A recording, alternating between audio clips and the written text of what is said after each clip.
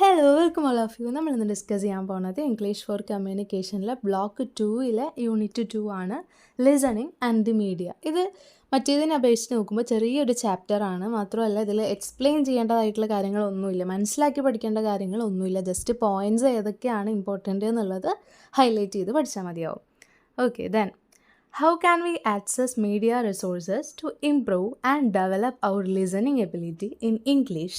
English എന്ന ലാംഗ്വേജിൽ നമുക്ക് എന്തൊക്കെ ഡെവലപ്മെൻറ്റ് ഏതൊക്കെ രീതിയിൽ കൊണ്ടുവരാൻ കഴിയും, അത് മീഡിയ ഉപയോഗിച്ചിട്ട് എങ്ങനെ കഴിയും എന്നതാണ് നോക്കാൻ പോണത്. The term media includes all platforms that we can listen and watch.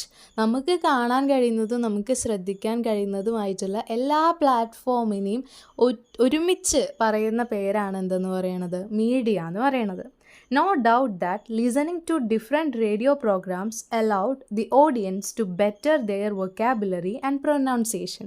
നമ്മളിപ്പോൾ കാണുന്ന ഈ ഒരു ഇൻസ്റ്റഗ്രാമും ഫേസ്ബുക്കും ഒക്കെ നമുക്ക് കുറേ കാലം മുന്നേ എന്ത് ചെയ്യാൻ പറ്റുന്നുണ്ടായിരുന്നില്ലേ, കാണാൻ പറ്റുന്നുണ്ടായിരുന്നില്ലേ. മെയിനായിട്ട് പണ്ടത്തെ ആൾക്കാർ ഉപയോഗിച്ചിട്ടുണ്ടായിരുന്നത് എന്താണ്, റേഡിയോ ആണ്. അങ്ങനെ റേഡിയോ വഴി കുറേ ആൾക്കാരുടെ വൊക്കാബുലറി, അതായത് ആൾക്കാർക്ക് ലാംഗ്വേജിലുള്ള ആ ഒരു ഡെവലപ്മെൻറ്റ്, അതേപോലെ തന്നെ അവരുടെ പ്രൊനൗൺസിയേഷൻ, ഇതിലൊക്കെ ഒരു ബെറ്റർ ആയിട്ടുള്ള ഒരു വേർഷൻ കൊണ്ടുവരാൻ സാധിച്ചിട്ടുണ്ട് എന്നാണ് പറയണത്. എന്തിന്, റേഡിയോയ്ക്ക്.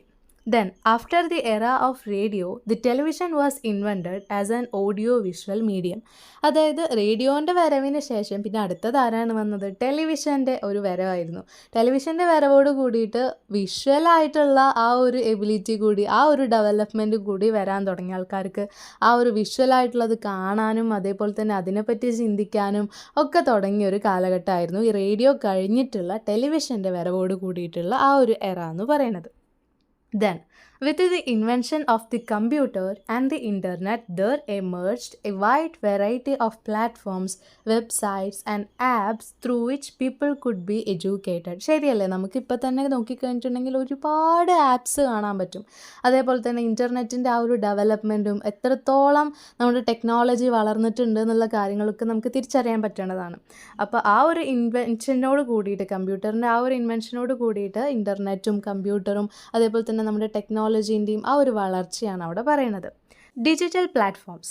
The internet is often referred to as the network of networks. ഇത് ചിലപ്പോൾ 1 മാർക്ക് ക്വസ്റ്റ്യനൊക്കെ ആയിട്ട് ചോദിക്കാൻ നല്ല ചാൻസ് ഉണ്ട്. എന്താണ് ഇൻ്റർനെറ്റിനെ നമ്മൾ എന്താണ് പറയുന്നത്, നെറ്റ്വർക്ക് ഓഫ് നെറ്റ്വർക്ക്സ്. അതായത് നെറ്റ്വർക്ക് എന്ന് പറയുമ്പോൾ തന്നെ കുറേ അധികം ഒരു വാസ്റ്റ് ഏരിയ ആണ് നമുക്ക് മുന്നിലുള്ളത്. അതിൻ്റെയും നെറ്റ്വർക്ക് എന്ന് പറയുമ്പോൾ അത്രയ്ക്കും ടെക്നോളജി എന്ത് ചെയ്തിട്ടുണ്ട്, വളർന്നിട്ടുണ്ട് എന്നുള്ളതാണ് ആ ഒരു വേർഡ് കൊണ്ട് എന്ത് ചെയ്യണത്, കാണിക്കണത്. This is because of the vast amount of data and resources that became accessible over the internet.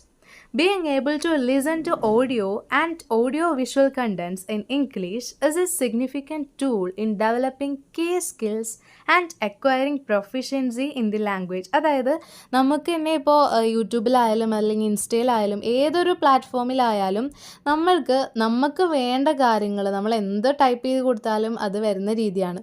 അപ്പോൾ എന്ത് കാര്യം വേണമെങ്കിലും ഏത് ലാംഗ്വേജിനെ പറ്റിയിട്ടാണെങ്കിലും നമുക്ക് പഠിക്കാനായിട്ടുണ്ട്. മൂവീസായിട്ടും അതേപോലെ തന്നെ കുറേ റീൽസ് ആയിട്ടും ഒക്കെ നമുക്ക് ഇംഗ്ലീഷ് ആണെങ്കിൽ ഇംഗ്ലീഷ് എന്ന ലാംഗ്വേജിൽ നമുക്ക് കുറേ അധികം വീഡിയോസും ഓഡിയോസും ഒക്കെ കാണാനായിട്ട് സാധിക്കും. അപ്പോൾ അങ്ങനെ ഒരു വാസ്റ്റ് ഡെവലപ്മെൻറ്റ് കൊണ്ടുവന്നത് ആരാണ്, ഇൻ്റർനെറ്റാണ്. Then YouTube is an online audio-visual archive or a digital collection of videos that can be accessed from anywhere in the world. എവിടെ നിന്നായാലും, ലോകത്തിൻ്റെ എവിടെ നിന്നായാലും ആർക്ക് വേണമെങ്കിലും ആക്സസ് ചെയ്യാൻ പറ്റുന്ന രീതിയിലുള്ള ഒരു ആപ്പാണ് എന്തെന്ന് പറയണത്, യൂട്യൂബ് എന്ന് പറയണത്. അതിൽ കുറേ അധികം വീഡിയോസ് ഉണ്ട്. ആർക്ക് വേണമെങ്കിലും യൂട്യൂബിൽ വീഡിയോ എടുത്തിട്ട് എന്ത് ചെയ്യാൻ പറ്റും, പോസ്റ്റ് ചെയ്യാനായിട്ട് പറ്റും. അപ്പോൾ അങ്ങനെയുള്ള രീതിയിൽ എല്ലാവർക്കും ലോകം മുഴുവൻ ആക്സസിബിൾ ആയിട്ടുള്ള ഒരു ആപ്പാണ് എന്തെന്ന് പറയണത്, യൂട്യൂബ് എന്ന് പറയണത്. There are also resources dedicated to the teaching of the English language.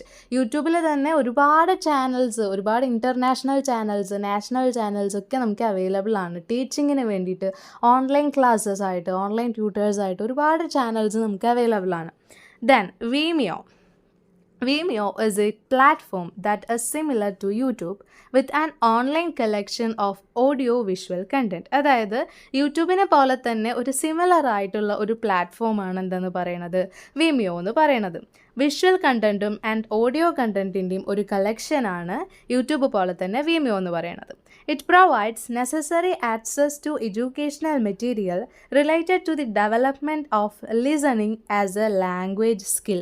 Listening എന്ന് പറയുന്നത് നമ്മൾ ശ്രദ്ധിച്ചിരിക്കുന്ന നമ്മൾ കഴിഞ്ഞ ചാപ്റ്ററിൽ അതൊക്കെ ഡിസ്കസ് ചെയ്തതാണ് കഴിഞ്ഞ യൂണിറ്റിൽ. ലിസണിങ് എന്ന് പറയുന്നത് ലാംഗ്വേജിൻ്റെ ഒരു സ്കില്ലാക്കി എടുത്ത് എഡ്യൂക്കേഷണൽ മെറ്റീരിയൽസിനോട് റിലേറ്റഡ് ആയിട്ടുള്ള വീഡിയോസും ഓഡിയോ വിഷ്വൽ കണ്ടൻസും എല്ലാം അടങ്ങിയിട്ടുള്ള യൂട്യൂബിനെ പോലെ തന്നെ ഒരു പ്ലാറ്റ്ഫോമാണ് എന്താണെന്ന് പറയുന്നത് വിമിയോ എന്ന് പറയുന്നത്. Being an asynchronous platform, the audio-visual media on Vimeo can be used according to the learner's convenience. നമ്മൾ പറഞ്ഞു കഴിഞ്ഞ യൂണിറ്റിലൊക്കെ പറഞ്ഞു അസിൻക്രോണസ് എന്ന് പറഞ്ഞിട്ടുണ്ടെങ്കിൽ എന്താണെന്ന്. അസിൻക്രോണസ് എന്താണ്? ഒരേ സമയത്തല്ലാതെ ഡിഫറെൻറ്റ് ടൈമിൽ നടക്കുന്നതാണ് അസിൻക്രോണസ് എന്ന് പറയുന്നത്. അസിൻക്രോണസ് പ്ലാറ്റ്ഫോം ആയതുകൊണ്ട് ഏതാണ് അസിൻക്രോണസ് പ്ലാറ്റ്ഫോം? വിമിയോ. അസിൻക്രോണസിൽ നമുക്ക് എന്താണ്, ഇപ്പോൾ ഒരു വീഡിയോ നമ്മൾ അയച്ചു കൊടുത്തു, അത് അയാളുടെ സൗകര്യത്തിനനുസരിച്ചിട്ട് അയാളുടെ കൺവീനിയൻസിനനുസരിച്ചിട്ട് അത് കണ്ടാൽ മതി. അല്ലാതെ അറ്റ് എ ടൈം കാണണമെന്ന് അസിൻക്രോണസ് കമ്മ്യൂണിക്കേഷനിൽ നിർബന്ധമില്ല. Okay. Then, even videos uploaded for the purpose of entertainment, such as movies, songs, and others, can be used as learning resources for improving one's listening skills. അതായത് videos ചിലപ്പോൾ വിമിയോയിൽ upload ചെയ്യുന്നത് എൻ്റർടൈൻമെൻറ്റിനാവാം. ഇപ്പോൾ for example cinema ആയിക്കോട്ടെ, അല്ലെങ്കിൽ പാട്ടുകൾ, പിന്നെ അതുപോലെ തന്നെ കുറേ അധികം വീഡിയോസ് നമുക്ക് എന്ത് ചെയ്യാം, എൻ്റർടൈൻമെൻറ്റിന് വേണ്ടിയിട്ട് പോസ്റ്റ് ചെയ്യാൻ പറ്റും. പക്ഷേ അതിലും എന്ത് ചെയ്യാൻ പറ്റും, നമുക്ക് ലാംഗ്വേജിൻ്റെ സ്കില്ല് ഡെവലപ്പ് ചെയ്യാൻ പറ്റും. എങ്ങനെയാണ് ഡെവലപ്പ് ചെയ്യുക? അത് കേട്ട് ഇപ്പോൾ മൂവീസൊക്കെ കേട്ട് ഇംഗ്ലീഷ് പഠിച്ച കുറേ ആൾക്കാരുണ്ടാവും, അല്ലെങ്കിൽ പഠിച്ചുകൊണ്ടിരിക്കുന്ന മൂവീസ് കേട്ട് ഒരുവിധം ലാംഗ്വേജ് ഫ്ലുവൻ്റ് ആയിട്ടുള്ള ആൾക്കാരുണ്ടാവും. അവരൊക്കെ എങ്ങനെയാണ് സ്ഥിരമായിട്ട് അവർക്ക് ഇൻട്രസ്റ്റ് ഉള്ള ടോപ്പിക്കിൽ അവർ ആ ഒരു വീഡിയോസ് കണ്ട് അങ്ങനെ അവർ പഠിച്ചെടുക്കുന്ന കുറേ അധികം ആൾക്കാരുണ്ടാവും. അപ്പോൾ അങ്ങനെ പഠിക്കാനും നമ്മുടെ ലാംഗ്വേജ് സ്കില്ല് ഡെവലപ്പ് ചെയ്യാനും എന്ത് ഉപകാരപ്രദമാണ്? ഈ വിമിയോ അതേപോലെ തന്നെ യൂട്യൂബ് എന്ന് പറയുന്ന ആപ്സ്, ആ ഒരു പ്ലാറ്റ്ഫോംസൊക്കെ യൂസ്ഫുൾ ആണെന്നാണ് പറയുന്നത്. TED സ്റ്റാൻഡ്സ് ഫോർ എന്ന് പറഞ്ഞിട്ട് 1 മാർക്ക് ക്വസ്റ്റ്യൻ വരാം. എന്താണ് TED stands for? Technology entertainment design. Technology entertainment design. ഇത് 1 മാർക്ക് ക്വസ്റ്റ്യൻ എന്തായാലും വരുന്നതായിരിക്കും. Then, it is a global community where people from distinctive cultures come together to put forth their views for deeper understanding of the world. അതായത് അതൊരു global കമ്മ്യൂണിറ്റിയാണ്, ഒരു ഗ്ലോബിൽ തന്നെയുള്ളൊരു കമ്മ്യൂണിറ്റിയാണ് എന്തെന്ന് പറയുന്നത്. നമ്മുടെ ഈ ഒരു ഗ്ലോബ് ഫുള്ള് വൈഡ് സ്പ്രെഡായി കിടക്കുന്ന ഒരു കമ്മ്യൂണിറ്റിയാണ് എന്തെന്ന് പറയുന്നത് TED എന്ന് പറയുന്നത്. Technology entertainment design. ഇതിൽ പല കൾച്ചേഴ്സിൽ നിന്നുള്ള, ഇപ്പോൾ നമ്മുടെ കൾച്ചർ ആയിരിക്കില്ല പുറത്ത് രാജ്യത്തൊരു കൾച്ചർ എന്ന് പറയുന്നത്. അങ്ങനെ എല്ലാ രാജ്യത്തു നിന്നുമുള്ള, എല്ലാ കൾച്ചറിൽ നിന്നുമുള്ള ആൾക്കാർ വന്ന് അവരുടേതായിട്ടുള്ള വ്യൂസ്, അവർക്ക് എന്തൊക്കെ വിഷൻസ് ആണോ ഉള്ളത് അതെല്ലാം ആ ഒരു സ്ഥലത്ത് എന്ത് ചെയ്യണം, പ്രകടിപ്പിക്കുകയാണ്. ആ ഒരു സ്ഥലത്ത് അവരത് യൂസ്ഫുൾ ആക്കി മാറ്റാണ്. അങ്ങനെ വരുന്ന ഒരു കമ്മ്യൂണിറ്റിയാണ് എന്താണെന്ന് പറയുന്നത് TED, ടെക്നോളജി എൻ്റർടൈൻമെൻറ്റ് ഡിസൈൻ എന്ന് പറയുന്നത്. It was founded by Harry Marks in the year 1984. ആരാണ് കണ്ടുപിടിച്ചത്? It was founded by TED എന്ന് 2 1 വേർഡ് ക്വസ്റ്റ്യൻസ് പ്രതീക്ഷിക്കാം. ഒന്നെന്താണ് TEDൻ്റെ full form? TED stands for technology entertainment design. Then second one എന്താണ്? അതിൽ നിന്ന് പ്രതീക്ഷിക്കാവുന്ന 1 മാർക്ക് ക്വസ്റ്റ്യൻ എന്താണ്? It was founded by Harry Marks in the year 1984. Year ഒന്നും വലിയ ഇമ്പോർട്ടൻ്റ് അല്ല, എന്നാലും ആളുടെ പേര് പഠിച്ചേക്കാം, ആരാണ് ഫൗണ്ടർ എന്നുള്ളത് പഠിച്ചേക്കാം. It was founded by Harry Marks. It covers almost all topics from science to business in more than 100 languages. 100-ലധികം ലാംഗ്വേജസിലാണ് ഈ TED എന്ന് പറയുന്ന കമ്മ്യൂണിറ്റിയിൽ സയൻസ് ആയിക്കോട്ടെ, സയൻസ് മുതൽ ബിസിനസ് വരെയുള്ള ടോപ്പിക്കിനെ പറ്റി ഡീൽ ചെയ്യുന്നത്. It is A room of thoughts, knowledge and view points. Other than being A source of information and entertainment, TED talks are an excellent tool for developing listening comprehension skills. അതായത് കുറേ അധികം videos ഉണ്ടാവും, കുറേ അധികം audios ഉണ്ടാവും. ഇങ്ങനെ ഈ audio visual contents ഒക്കെ കണ്ട് നമ്മുടെ എന്താണ് ലിസണിങ് സ്കില്ല്, നമ്മുടെ ലിസണിങ് കോംപ്രഹെൻഷൻ സ്കില്ല് ഡെവലപ്പ് ചെയ്യാൻ വേണ്ടിയിട്ട്, അപ്പാർട്ട് ഫ്രം നമുക്ക് കുറേ അധികം എൻ്റർടൈൻമെൻറ്റ് അവിടെ അവൈലബിൾ ആണ്, അതേപോലെ തന്നെ ഭാഷാ പഠനം, ഇതിനൊക്കെ ഉപരി നമ്മുടെ ലിസണിങ് സ്കില്ല് എന്ത് ചെയ്യാണ് അവിടെ ബെറ്റർ ആക്കാൻ പറ്റുകയാണ്. English language learners can self-practice by listening to the audio-visual content and testing their ability to grasp pronunciation, vocabulary and concepts. English പഠിക്കണം എന്ന് ആഗ്രഹമുള്ള ആൾക്കാർക്ക്, ഇംഗ്ലീഷ് പഠിച്ചുകൊണ്ടിരിക്കുന്ന ആൾക്കാർക്ക് ഒരു സെൽഫ് പ്രാക്ടീസ് ചെയ്യാൻ പറ്റിയ ഒരു പ്ലാറ്റ്ഫോമാണ് എന്താന്ന് പറയണത് TED. ആ ഒരു കമ്മ്യൂണിറ്റിയാണ് TED എന്ന് പറയണത്. എങ്ങനെയാണ് അവരുടെ ഓഡിയോ വിഷ്വൽ കണ്ടൻ്റ് ഒക്കെ ശ്രദ്ധിച്ച് മനസ്സിലാക്കി അവരുടെ പ്രൊനൗൺസിയേഷൻ എങ്ങനെയാണ്, വൊക്കാബുലറി എങ്ങനെയാണെന്നുള്ളതൊക്കെ മനസ്സിലാക്കിയെടുത്ത് നമുക്ക് സെൽഫായിട്ട് പഠിക്കാൻ പറ്റുന്ന ഒരു കമ്മ്യൂണിറ്റിയാണ് എന്താന്ന് പറയണത് TED എന്ന് പറയണത്. ദെൻ NPTEL, അതിൻ്റെയും ഫുൾ ഫോം ചോദിക്കാം. ഈ യൂണിറ്റിൽ മെയിനായിട്ടും 1 വേർഡ്സ് ആയിരിക്കും, 1 വേർഡ്സ് അല്ലെങ്കിൽ 2 മാർക്ക് ക്വസ്റ്റ്യൻസ് ഒക്കെ ആയിരിക്കും ഇതിൽ മെയിനായിട്ടും ചോദിക്കുക. ഈ ഒരു യൂണിറ്റിൽ എസ്സേ വരാനുള്ള ചാൻസ് വളരെ കുറവാണ്. NPTEL സ്റ്റാൻഡ്സ് ഫോർ, അതും ഒരു 1 മാർക്ക് ക്വസ്റ്റ്യൻ ആണ്. ഓക്കെ, അപ്പോൾ എല്ലാത്തിൻ്റെയും എന്ത് പഠിച്ചു വയ്ക്കുക, ഫുൾ ഫോം പഠിച്ചു വയ്ക്കുക. ആൻഡ് ആരാണ് ഫൗണ്ടർ കൊടുത്തിട്ടുണ്ടെങ്കിൽ ഫൗണ്ടറിൻ്റെ പേര് പഠിച്ചു വയ്ക്കുക. Then NPTEL stands for National Program on Technology Enhanced Learning. National Program on Technology Enhanced Learning. A joint university-level venture by the Indian Institutes of Science and Indian Institutes of Technology. Indian Institutes of Science-ഉം Indian Institutes of Technology-യും venture ചെയ്തിട്ടുള്ള ഒരു joint യൂണിവേഴ്സിറ്റിയാണ്. എല്ലാ കൺട്രീസിൽ നിന്നുമുള്ള ഒരു joint ആയിട്ടുള്ള ഒരു യൂണിവേഴ്സിറ്റിയാണ് എന്തെന്ന് പറയുന്നത് NPTEL. അത് ആരാണ് വെഞ്ചർ ചെയ്തത്? Venture by the Indian institutes of science and Indian institutes of technology. അതും 1 വേർഡായിട്ട് ചോദിക്കാൻ പറ്റും. This initiative is funded by the Ministry of Human Resources and Development, Government of India. ഇത് ഫണ്ട് ചെയ്തതാരാണ്? ഇനീഷ്യേറ്റീവ് ഫണ്ട് ചെയ്തതാരാണ്? Ministry of Human Resources and Development, Government of India. Then they have a YouTube channel which is publicly accessible. നമുക്ക് എല്ലാവർക്കും publicly accessible ആയിട്ടുള്ള, publicly നമുക്ക് കാണാൻ പറ്റുന്ന ഒരു യൂട്യൂബ് ചാനലും ആർക്കുണ്ട്? ഈ യൂണിവേഴ്സിറ്റിക്ക് ഉണ്ട്. NPTEL. അതിൻ്റെ ഫുൾ ഫോമും എന്ത് ചെയ്യുക, പഠിച്ചു വയ്ക്കാനായിട്ട് ശ്രമിക്കുക. National programme on technology enhanced learning. ഇതിൻ്റെ PDF നിങ്ങൾക്ക് വേണമെന്നുണ്ടെങ്കിൽ, സ്ലൈഡ് വേണമെന്നുണ്ടെങ്കിൽ ഒന്ന് കമൻറ്റ് ഇട്ടാൽ മതി കേട്ടോ. Then on the one hand, NPTEL offers readily available resources for English language learning through tailored courses.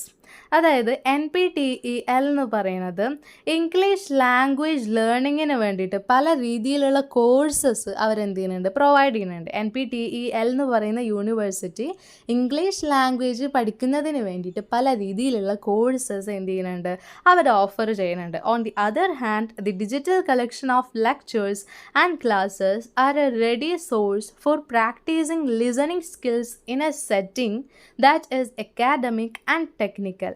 അതായത് ഇംഗ്ലീഷ് എന്ന് പറയുന്ന ലാംഗ്വേജ് നമുക്ക് പഠിക്കാൻ വേണ്ടിയിട്ട് അവർ കുറേയധികം കോഴ്സസ് എന്ത് ചെയ്യുന്നുണ്ട്, ഓഫർ ചെയ്യുന്നുണ്ട്. അത് മാത്രമല്ല, digital collection of lectures and classes are a ready source for practicing listening skills. കുറേയധികം റെക്കോർഡഡ് ക്ലാസ്സസ്, കുറേയധികം റെക്കോർഡഡ് വീഡിയോസ്, എന്തിനു വേണ്ടിയിട്ടുള്ളത്, എഡ്യൂക്കേഷന് വേണ്ടിയിട്ടുള്ള കുറേയധികം ലെക്ചേഴ്സിൻ്റെ ഒരു കളക്ഷൻ തന്നെ എന്തിലുണ്ട്, NPTEL ഉണ്ട്. To improve our listening skill and academic and technical skill. Then subtitled videos നമുക്ക് എല്ലാവർക്കും അറിയണതാണ്. നമ്മൾ എന്തെങ്കിലും നമുക്ക് അറിയാത്ത ഭാഷയിലുള്ള വീഡിയോസൊക്കെ കാണുന്ന സമയത്ത് അതിൻ്റെ അടിയിൽ സബ്ടൈറ്റിലായിട്ട് ഇംഗ്ലീഷിൽ നമുക്ക് കൊടുത്തിട്ടുണ്ടാവും എന്താണ് അവർ പറയുന്നത്. അവരുടെ ലാംഗ്വേജ് നേരെ ട്രാൻസ്ലേറ്റ് ചെയ്തിട്ട് സബ്ടൈറ്റിലായിട്ട് എന്ത് ചെയ്തിട്ടുണ്ടാകും, കൊടുത്തിട്ടുണ്ടാകും. അത് നമുക്ക് മനസ്സിലാക്കി, ചിലപ്പോൾ നമുക്ക് അവർ പറയുന്നത് എന്താണെന്ന് മനസ്സിലാക്കാൻ ബുദ്ധിമുട്ടുണ്ടെങ്കിൽ അതിൻ്റെ അടിയിൽ കൊടുത്തിരിക്കുന്നത് വായിച്ചു കഴിഞ്ഞാൽ നമുക്ക് ക്ലിയർ ആയിട്ട് അത് മനസ്സിലാവും. Then, when engaging with audio-visual content in a foreign language, learners may find it difficult to follow the pronunciation and the idea being presented. ചിലപ്പോൾ ഇംഗ്ലീഷ് മൂവീസിൽ തന്നെ നമുക്ക് ഇംഗ്ലീഷ് അവർ പറയുന്ന ആ ഒരു പ്രൊനൗൺസിയേഷൻ ആയിരിക്കില്ല നമ്മൾ പഠിച്ചു വെച്ചിട്ടുണ്ടാവും. അപ്പോൾ ഇംഗ്ലീഷിൽ കുറേ അധികം ബ്രിട്ടീഷ് ഇംഗ്ലീഷും അങ്ങനെ അമേരിക്കൻ ഇംഗ്ലീഷും അങ്ങനെ വരുന്ന സമയത്ത് നമുക്ക് ഭയങ്കര കൺഫ്യൂസ്ഡ് ആയി പോകാം അവരെന്താണ് പറയുന്നത് എന്നുള്ളത്. പക്ഷേ അവരുടെ അടിയിൽ സബ് ടൈറ്റിൽ കൊടുത്തിട്ടുണ്ടെങ്കിൽ നമുക്ക് എന്താണ് ഈസി ആയിട്ട് അത് മനസ്സിലാക്കാൻ പറ്റും. Sub Subtitled content allows learners to self-test, verify their listening skills and correct themselves. ശരിയല്ലേ? നമുക്ക് സബ്ടൈറ്റിൽ ചെയ്ത വീഡിയോസ് കാണുന്ന സമയത്ത് നമ്മൾ ചിലപ്പോൾ നമുക്ക് അറിയുന്ന വേർഡായിരിക്കും, എന്നാലും അതുതന്നെയാണോ അവരും ഉദ്ദേശിച്ചത് എന്നുള്ള രീതിയിൽ നമ്മൾ ജസ്റ്റ് ഒന്ന് താഴേക്ക് നോക്കും എന്താണ് എഴുതിയിരിക്കുന്നത് എന്നുള്ളത്. അങ്ങനെ നമുക്ക് സെൽഫ് ടെസ്റ്റ് ചെയ്യാൻ പറ്റും. അതേപോലെ തന്നെ ഇനിയിപ്പോൾ അതിൽ എന്തെങ്കിലും ഒരു കറക്ഷൻ ഉണ്ടെങ്കിൽ അതും നമുക്ക് കറക്റ്റ് ചെയ്ത് മനസ്സിലാക്കി മുന്നോട്ട് പോകാനായിട്ട് പറ്റും. Then audio files, transfer and storage. Audio content for the practice of listening skills can be transferred and stored on different gadgets in specific file formats. അതല്ല നമുക്ക് എന്താണ് ഓഡിയോ ഫയൽസ്, നമുക്ക് എന്തെങ്കിലും ഒരു ഓഡിയോ ഫയൽസ് നമുക്ക് റെക്കോർഡ് ചെയ്ത് store ചെയ്ത് വെക്കണം എന്നുണ്ടെങ്കിൽ ഒരുപാട് ഓപ്ഷൻസ് ഇപ്പോൾ അവൈലബിൾ ആണ്.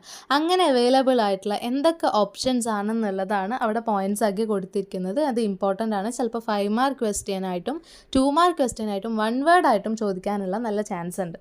Then audio content for the practice of listening skills can be transferred and stored on different gadgets. പല രീതിയിലുള്ള ഉപകരണങ്ങളുണ്ട്, പല രീതിയിലുള്ള നമുക്ക് ആക്സസിബിൾ ആയിട്ടുള്ള ചെറിയ ഗാഡ്ജറ്റ്സ് ആയിട്ട് അത് അവൈലബിൾ ആണ്. അങ്ങനെ അവൈലബിൾ ആവുന്ന സമയത്ത് ഏതൊക്കെ ഗാഡ്ജറ്റ്സ് ആണ് എന്നുള്ളതും അതേപോലെ തന്നെ എന്തൊക്കെയാണ് അതിൻ്റെ യൂസസ് എന്നുള്ളതും ഇമ്പോർട്ടൻ്റ് ആണ്. സെറ്റ് ഫോർമാറ്റ്സ് യൂസ്ഡ് ഫോർ എന്തൊക്കെയാണ് യൂസ് ചെയ്യണത്? Accessing and storing audio data in the computer are referred to as audio file format. What is audio file format എന്ന് ചോദിച്ചിട്ടുണ്ടെങ്കിൽ for accessing and storing audio data, നമുക്ക് ഉപയോഗിക്കാനും അതേപോലെ തന്നെ നമ്മുടെ future യൂസിന് വേണ്ടിയിട്ട് സ്റ്റോർ ചെയ്ത് വെക്കാനും, ഏത് ഓഡിയോ ഡാറ്റാസ് സ്റ്റോർ ചെയ്ത് വെക്കാനും വേണ്ടിയിട്ടുള്ള ഒരു ഫയൽ ഫോർമാറ്റാണ് എന്തെന്ന് പറയുന്നത്? Audio file format. Then examples ആണ് അവിടെ കൊടുത്തിരിക്കുന്നത്. എക്സാമ്പിൾസ് എന്താണ്? നമുക്ക് മനസ്സിലാക്കി പഠിക്കാനുള്ളതൊന്നുമില്ല ഈ ചാപ്റ്ററിൽ. ആക്ച്വലി എക്സാമ്പിൾസ് എല്ലാം എന്ത് ചെയ്യുക? നോട്ട് ചെയ്ത് വെക്കുക, ഫുൾ ഫോം നോട്ട് ചെയ്ത് വെക്കുക, ആരാണ് ഫൗണ്ടർ നോട്ട് ചെയ്ത് വെക്കുക. അങ്ങനെ ചില പോയിൻറ്റ്സ് എന്ത് ചെയ്യുക? ജസ്റ്റ് ഒന്ന് നോട്ട് ചെയ്ത് വെച്ചാൽ തന്നെ യൂണിറ്റ് കഴിഞ്ഞു. ദെൻ എക്സാമ്പിൾസ് എന്തൊക്കെയാണ് അവിടെ കൊടുത്തിരിക്കുന്നത്? MP3 third audio format of MPEG, AAC. അപ്പോൾ AACൻ്റെ എന്ത് പഠിക്കണം? അവിടെ ഫുൾ ഫോം തന്നിട്ടുണ്ട്. അപ്പോൾ AACൻ്റെ എന്ത് പഠിക്കണം? ഫുൾ ഫോം പഠിക്കണം. എന്താണ്? Advanced audio coding. AAC stands for advanced audio coding. Then Vorbis. Vorbis എന്താണ്? A free open software. What is Vorbis? 1 mark question ആയിട്ട് ചോദിക്കാം. അപ്പോൾ എന്താണ്? A free open software. Then FLAC. Opus LDAC, FLAC ഒന്ന്, അതേപോലെ തന്നെ LDAC, അത് രണ്ടും അങ്ങനെ പഠിക്കുക. FLAC, LDAC. പിന്നെന്താണ്? ഓപ്പസ്. പിന്നെന്താണ്? വോർബിസ്. വോർബിസ് എന്താണ്? A free open software. പിന്നെ AACൻ്റെ ഫുൾ ഫോം പഠിക്കുക. Advanced audio coding. ഓക്കെ, അപ്പോൾ ഇത്രയേ ഉള്ളൂ ഈ യൂണിറ്റ്. മനസ്സിലായെന്നുണ്ടെങ്കിൽ ലൈക്ക് ചെയ്യുക, നിങ്ങളുടെ ഫ്രണ്ട്സിനൊക്കെ ഷെയർ ചെയ്ത് കൊടുക്കുക. പിന്നെ എന്താണ് നിങ്ങളുടെ അഭിപ്രായം എന്നുള്ളത് കമൻറ്റായിട്ട് അറിയിക്കുക കേട്ടോ. താങ്ക്